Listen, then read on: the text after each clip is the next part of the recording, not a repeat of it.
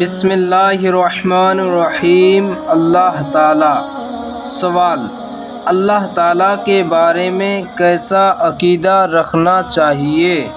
جواب: اللہ تعالیٰ ایک ہے، اس کا کوئی شریک نہیں۔ آسمان و زمین اور ساری مخلوقات کا پیدا کرنے والا وہی ہے، وہی عبادت کا مستحق ہے، دوسرا کوئی مستحق عبادت نہیں۔ وہی سب کو روزی دیتا ہے، امیری غریبی اور عزت و ذلت سب اس کے اختیار میں ہے۔ جسے چاہتا ہے عزت دیتا ہے، جسے چاہتا ہے ذلت دیتا ہے۔ اس کا ہر کام حکمت ہے، بندوں کی سمجھ میں آئے یا نہ آئے۔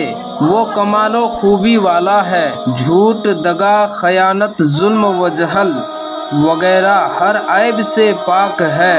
اس کے لیے کسی عیب کا ماننا کفر ہے۔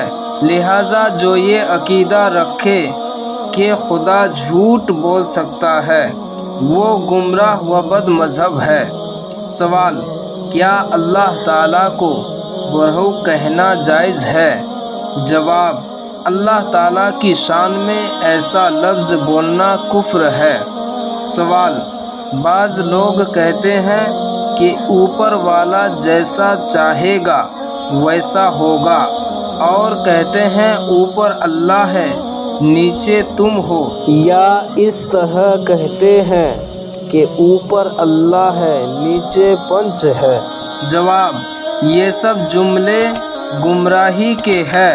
مسلمانوں کو ان سے بچنا نہایت ضروری ہے۔ سوال: اللہ تعالیٰ کو اللہ میاں کہنا چاہیے یا نہیں؟